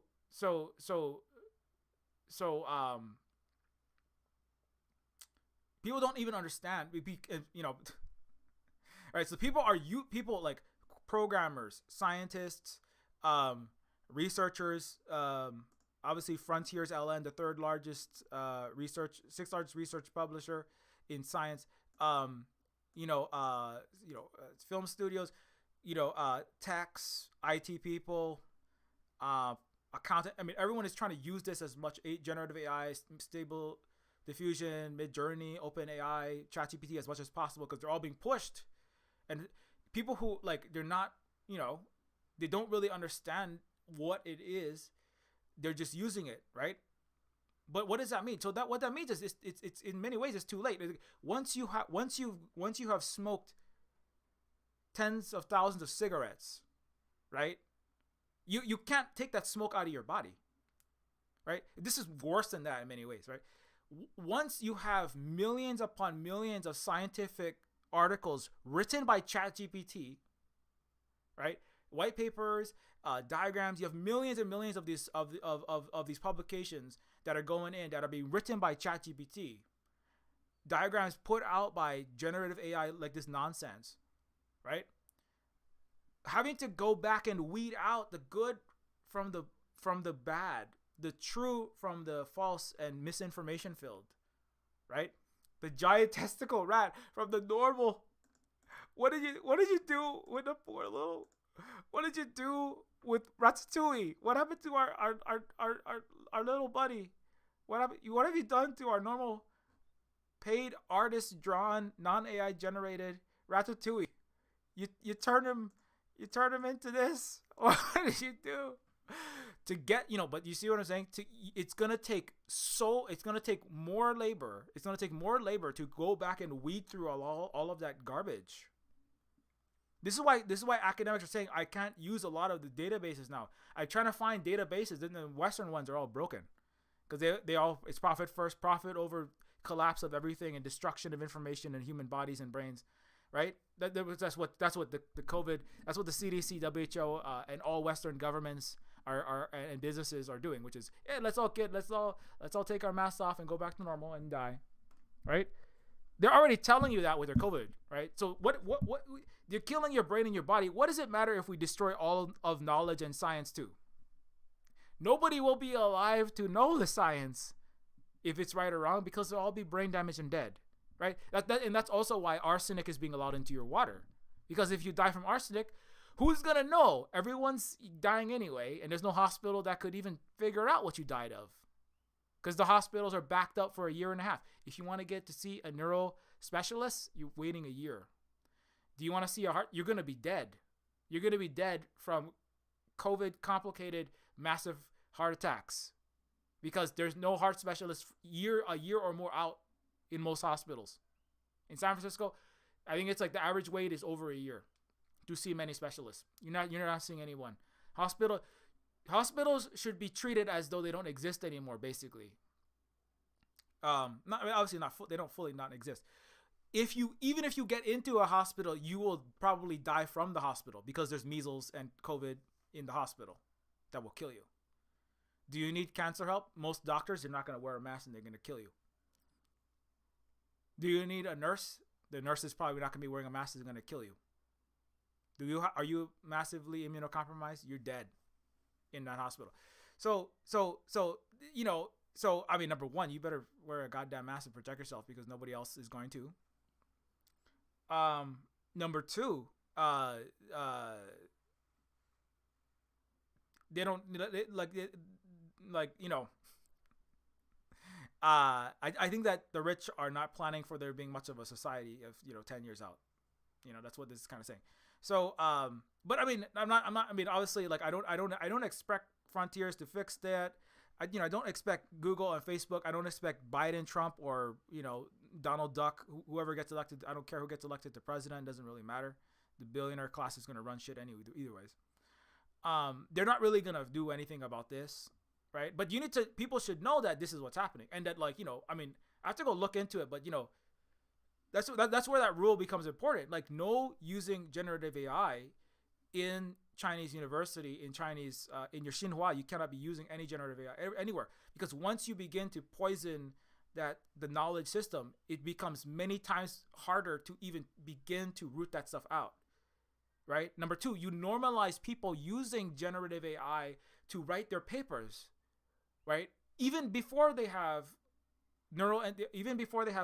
hyperencephalitis, right, from the Parola strain of COVID that is causing them to be unable to remember sentences, let alone write white papers. If people have been using ChatGPT, that alone, right, is weakening their ability to compose actual papers, right? I don't think people, right? Everyone going, hey, everyone's using ChatGPT. Hey, I'm working at the New York Times, and everyone uses ChatGPT. Hey, I just composed this great email with my ChatGPT. Hey, I replied to 6 people. Hey, I just wrote a science fiction story that got published in Omni using ChatGPT. It's amazing. It's really great. I wrote something in the New Yorker. I wrote a short fiction I wrote some poetry, and the AI did like almost all of it for me. It feels really good. Like it feels good when you're smoking. Like it feels really good to go out and party until you get catastrophic long COVID. You can't move it. You can't go to a party because you're in torturous pain and it feels like your skin's on fire, right? Because you have long COVID so bad that you're permanently in a wheelchair. You have to be moved around and you can't stand without falling over and fainting. It felt good to go to the party, right? In the same way that it feels good to get published with a ChatGPT written story in the New Yorker, or to cut your workday down by half by using ChatGPT to do a bunch of writing that you were supposed to be doing, or to do to have ChatGPT write your diagram text for your stem cell research. Oh wow, that was really convenient. Wow, man. What I told ChatGPT, this really saved me at least 2 hours of time. And the ChatGPT, when it wrote tramionication of ZXE sigma penis and stats perflection and Dimimimarian, I mean, like, wow, ChatGPT, when it wrote and gimdi on my stem cell, that really saved me a lot of time. Wow, I love ChatGPT. Stable Diffusion and ChatGPT are really technology making the world a better place. And that felt really good, didn't it? And then you could take off some time and go watch Netflix and just, check out and go to a restaurant and spread tuberculosis and COVID to all your fellow Arby's patrons, right? Now, didn't that feel good? It felt good. Yeah, and then it's not going to feel good next year, right? When there's no stem cell research to cure anyone of anything, and you're stuck in a wheelchair and your skin's on fire and all your friends have left you and you can't go to Arby's and nobody wants to come to your party because fascist eugenicists don't like disabled people and they want to institute new ugly laws till they turn ugly and then they die. So, I mean, that's why using ChatGPT, I mean, I'm not saying like you should never ever touch Chat. I mean, I've touched ChatGPT just to see what the hell this is, and then I'm like, run away. I'm like, this is like not good. there will be nobody that's capable. I mean, and it will not be clear, right? It's kind of like you have this vague patina. Is this a vague mist of, was it the ChatGPT, the 70 COVIDs that I caught, or what? Was I just a stupid Western capitalist idiot? It will be difficult, like the insurance companies and the hospitals and governments and businesses that will that smile gleefully at the ambiguity of what caused the damage. That's why they're letting cholera and arsenic back in your water. They smile gleefully at all this ambiguity because it will be very difficult to prove in any court of law who did what damage when, if courts exist. By the time anyone brings a case, right? So, and so that's why, you know, don't smoke, don't chain smoke, don't subject your noggin, don't subject your mind, your most important tool, don't subject your mind to info chain smoking or mental chain smoking. It's called generative AI. That's part of what it is too, right? It's weakening. It feels good, but it's actually weakening you and weakening you and weakening you, right? Like going to a lot of raves and concerts. Oh man, it was really great dancing with with Taylor Swift. Except, shoot, she was really coughing so hard, and I feel like absolute crap. In fact, I feel like I can't stand up without. Oh my god, how come I can't breathe? How come I can't think? Why is everyone sick all the time? Oh, that's totally normal, right? Right? It's gonna feel really good in the beginning. You feel really successful. Like, it feels really good to smoke when you start smoking, and then later on, not so much. It feels really good, when you start, when you start in on that. But so ChatGPT is, in a certain sense, right? Not just all generative AI is, to my mind, to a large extent, a cyber and a biohazard. It is a detriment both to the physical meat minds of humans that have had to do all the work to produce all of the knowledge and expertise and science we have. And it's also a damage to the digital minds of databases themselves, of all these corpuses of these massive, libraries of Alexandria that are being set on fire by OpenAI, among others, for profit and short-term gain. And also there's another one, which is that if you need a doctor, then the people that are using these monstrosities as their learning tools, because the thing is, this stuff is like, in this moment, we know, right? If you've been through people who have been through non-AI poisoned civilization, right? People who have been through K-12, high school and college, and then, extra 4 years or 2 or 4 years of post-secondary, your graduate school, whatever. We who have been through that, we've only had a year or two of really deeply poisoned civilization, and it's increasing, right? Like, we've only been through 4 years of COVID, poisoned the human collective species. We don't know what the long impact of that is. In 5 or 10 or 20 years, there will be children who have been raised on AI generated nonsense textbooks. So a lot of them, and the teachers and the people that are producing the textbook, obviously the people that are producing the journals don't even know, or they're not bothering to remove incorrect information, right? So you can, I would know if what I'm seeing is bogus. I mean, yeah, you would, because you've been through a non-generative AI info poisoned, right? Not a poisoned knowledge, a corrupted knowledge system by mass generative AI, or mass piracy and mass knowledge corruption and mass image corruption system that is generative AI, right?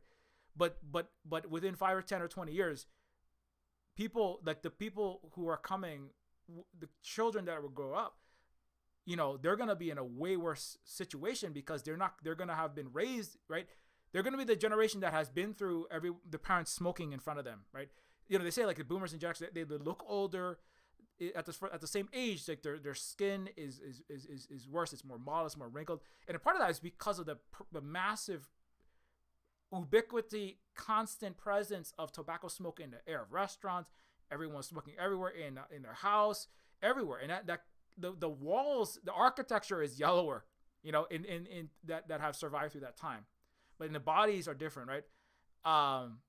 You die earlier, you get a lot of the cancers, but now you have other environmental impacts of generations that are growing up. Obviously, huge. All the children. These are the first generation of 4-year-olds. The 4-year-olds have had multiple rounds of COVID from infancy to 4 years old. So that's. I mean, in many ways, that's a worse fate than being sentenced to being surrounded by asshole smokers. But then they also have this other problem, which is that they're going to be growing up without with their textbooks, with their publications, with their school, with their university poisoned by this disinformation, with uncaring administrators, uncaring universities, uncaring schools, and uncaring governments that don't care that all the information is garbage. In fact, PragerU itself, they're having far-right extremists teach half of America's schools as we speak. Again, how many levels of dystopia? It's too many levels to handle sometimes. I don't have time to write about all of this.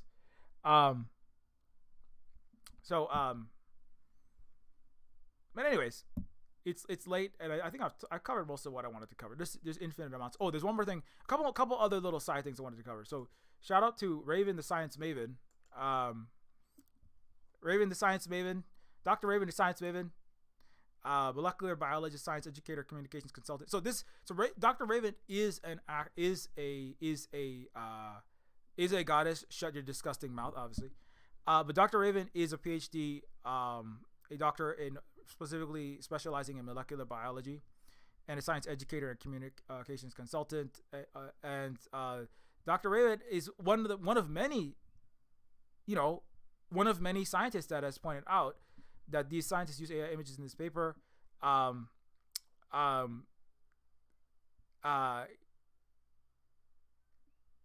Cellular functions of spermatogonial stem cells in relation to J. So there's somebody who was trying to, have the actual publication investigating and expressing concern for its own review.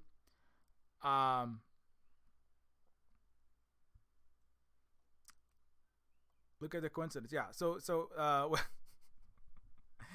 this looks like a circuit board. Yeah. Because journal is a joke. Yeah, they spell it out that it was generated by Midjourney right above the image. They actually even said that the images were generated by Midjourney. So how do you publish this paper? It's is anybody working at Frontiers or what? You just, I don't know. I'm not sure, right? Again, this comes back to the thing: do people really think? I don't know, right? But do you think that because Midjourney or a generative AI pumped the thing out, that it's you didn't even need to glance, you didn't even need to investigate the output? Either that or you just didn't care, right? So either somebody wasn't being paid enough, Frontiers as a whole is just absolutely catastrophically a failure. Somebody had COVID brain damage and they couldn't remember what their job was, and they just clicked publish. I don't even know, but obviously this is a catastrophic error. It even says this image was generated with Midjourney right there.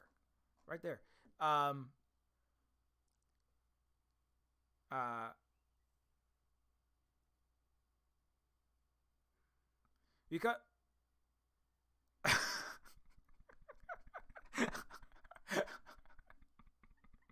this is one of the scientists. Okay, this is a scientist, researcher at U. Okay, wait. This is actually okay. This is more of it. This is more to what I was saying, right? Temerity medicine. This is somebody who has actual PhD, or either they're just making shit up. I don't know. A researcher at Toronto, right? Someone who has a PhD from a Canadian university, who works who works at the University of Toronto in medicine, okay, who is defending the generative AI. Okay, so are you know, I mean, this is more evidence for the collapse of, I don't know, Western science and also the university system. Whether we use BioRender or AI to create images, whether we use BioRender or AI to create images to help describe a process or use as a graphical abstract is fine, but not okay for fake data, i.e. forest plots. Okay, wait. So you can use AI to create images for graphical abstract. Though it is a foot long. It's a foot long dick on the gibberish. Anyway, but long story short, this is somebody who is a PhD. I mean, this is just anecdotal, but this is very common. This is somebody who has a PhD. They have an 8-year degree in medicine from, an accredited Western university. They work at the University of Toronto, and they believe that it's fine to use AI generated images and as your graphical illustrations, right? I mean, I don't know if they saw this or not. Did this person have? I don't know. I don't want to just. It's obviously everything can't just be you have COVID. You have massive, COVID-induced dementia, and you have the collapse of your brain. I mean, because that is a thing that's happening. I mean, it's not. I'm not saying that as a joke. I mean, that literally is a thing that is happening. There's millions of people that are having that, and they're not admitting it either. But it's like this. How can you look at this absolutely, incorrect image as a person with a PhD, right? I lost it. Anyway, as a person with a PhD, how can you look at this completely obviously incorrect AI generated image and claim that it's fine to use AI generated images, right? I mean, I don't know. You're reading, the reading comprehension is gone. Your PhD is fake. You're a completely fake account. Don't think so though. It looks pretty legit. I mean, somebody could go double check it, but I mean, University of Toronto is a joke university. I mean, it's U of Temerity. It's not. It's in Toronto, but it's not U of Toronto. Or is it? I'm not sure. Let me double check that. Either way. Oh, sorry. Temerity Faculty of Medicine, University of Toronto. So this is an official accredited Canadian university whose own personnel are claiming that you can use AI generated images, right? I'm not saying that just to be mean to that person, because that's very common, right? This is a part of the propaganda of mass market. I mean, doctors and professors also smoked in the 1960s, right? So everyone is digitally smoking the brain COVID that is generative AI, right? And that's just one of the examples of this. But anyway, I just wanted to give. Obviously, Dr. Ray is the science maven. It's also somebody is doing research into COVID, long COVID, and trying to communicate about the realities of COVID. One of many people. While we still have any brains and functioning science left to be working with, one other thing I wanted to bring up is that the chatbot claimed as separate from Air Canada. This is one somewhat related. So another final thing is Air Canada has to honor a refund policy its chatbot made up. The airline tried to argue that it shouldn't be able to liable for anything the chatbot says. After months of resisting, Air Canada is forced to give a partial refund to a grieving passenger who was misled by an airline chatbot inaccurately explaining the airline's bereavement travel policy. So the other thing about this is that so this is just another example of where the generative AI. This is not science specifically, but the generative AI that they are using, chatbot, this ChatGPT like chatbot, is making up fictional refund policies, right?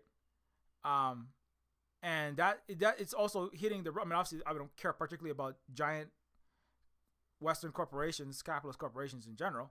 But it is causing their ability to. I mean, this is another place where the generative AI, another in a litany of examples where generative AI is breaking everything, right? So they're actually Air Canada has since discontinued the use of that, right? Now, why did they even start using that? They started using it because they thought they could save some money, right? But if the chatbot begins, massively distributing this like false information, obviously, like when you call up a phone tree, it's a kind of a chatbot of sorts, right? When you call in to make an appointment, if you can get an appointment, which you probably won't be able to, at hospitals now to see a specialist, those do give you the robot voice that is using a kind of AI, not necessarily generative AI, to handle your call. Do you need when is your flight? Where are you trying to fly to? How many passengers will you have? So those do existed before generative AI. But the thing with the traditional phone tree is that those can be set to predictable pathways, right? The non-generative AI, call bot or responder will not make up. It will not. It's not really a hallucination. It's just called generating nonsense, right? They will not make up a fake refund policy. They will not give you. I mean, unless somebody input false information, they will not give you false information, right? But the generative AI, similar to this monstrosity, is just another recent example. It is giving completely false information that's costing the company money. It's costing them the prestige and their bottom line, which obviously they care about as rich, greedy pieces of garbage. But that's just another example of that it just popped up like 2 hours ago, so I figured I'd throw it out there. But anyways, so long story short, there is a degeneration caused by AI, and there's a cyber biohazard, and we have to limit this as much as possible, or we're gonna be in for a very bad, not so good future. And I should probably end there because I gotta get out of here.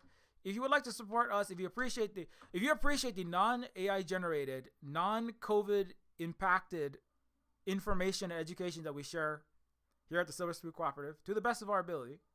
It's not perfect, but it's not tainted by. None of us have COVID, as far as we know. If you would like to have our support us and to continue to do this education, consider a direct support through Ko-fi as well as through Patreon. When you become a patron, everything at the Silver Spook University, I have personally, artisanally, handcrafted, hand gone through, or voice and eyeball and finger gone through, and typed up or said. There is no AI generation, like the Chinese rules. There is no generative AI anywhere involved in the Silver Spook University curriculum, knowledge base. It is not warped and perverted by giant rat testes. There's no mid-journey made up Klingon letters and hieroglyphs inside of the Silver Spook threads.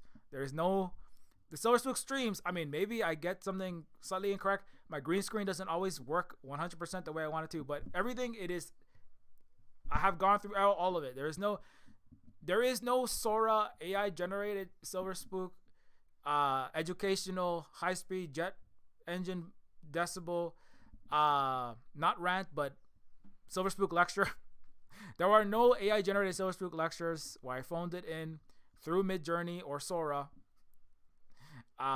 So indigenous education that combines decolonized history, current struggles, imagined futures, and cultural analysis. What do you and your children need to know today? Western lies about past, present, and future permeate formal schooling, books, and media, and the visions for the future are shrouded in a fog of war and collapse. And also, your children are being taught by PragerU and other right-wing extremists, including liberals. And so Silver Spook University is the answer to that, where you get hundreds of hours of educational, entertaining videos and also threads combining all of economics, history, politics, hard and soft sciences, art, and pop cultural analysis into, in obviously the Silver Spook no holds barred, no BS style.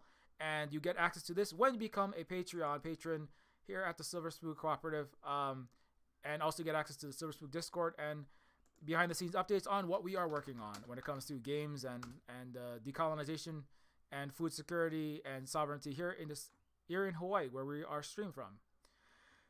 Neofeud is a cyberpunk adventure game and a work that I spent 2.5 years working on. It does encompass all these topics: dystopian, nightmare, cyberpunk futures, where cyborg social workers and ex-con delinquent robots team up against floating palace living trillionaires who have trashed the ecology, the health, the biology, and all of the science of Earth. And Neofeud is a cyberpunk adventure game that does support everything that we do here at the Silver Spook Cooperative.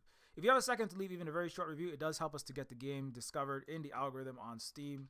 So thank you if you have liked the game for writing one. Also, you can get Neofeud on itch.io for Windows and for Mac and for Linux if you like to get your games on itch. It's also a game that gives maximum revenue to us when you get it on itch. You can also get Decolonizers, which is about kicking capitalist colonizer butts out of your country. There's several other games. There's a game about a pigeon with a gun, and Woman is a book by Holly, who was raised in right-wing evangelical Protestant Christianity, and this is a critique of that kind of culture. It's a book about from the story of the Bible from Mary's perspective, and it is also free. You can also follow at Silver Spook Games at Octanon.social, Silver Spook Games at Mastodon.social, and you can also follow on Twitter at Silver Spook Guy, Silver Spook Games minus the E and Silver for the games related stuff. And you can also follow Terminus C. Terminus Cyberstar is a low poly cyberpunk immersive sim in the vein of late 90s PC games. It is a cyberpunk RPG that I'm the content director and lead writer of, and it's also a game that is coming out sometime soon. And you can also follow Holly, who is at the Tech Fairy. Holly is a partner here since 2009, producer and more with the K-Nix Twitch stream, music, and variety show, parent and caregiver to 2 native Hawaiian children, here with myself, writer, educator, sapphic queer person, MECFS haver, mask wearer. Take the word community out of your mouth if you don't wear a mask around in public. Anyways, also, so follow Holly, and also thank you so much to all of the people who are our Patreon supporters. Without the Patreon support, it does make it very difficult for us to keep doing this work, and so thank you so much for your ongoing support. For us to keep doing this sharing of the giant rat testes, sharing of the education, and sometimes comedy at the same time. Sometimes horror comedy, or horror, depending on how I'm feeling. Anyways, have a good rest of your day. Stay safe. Keep your don't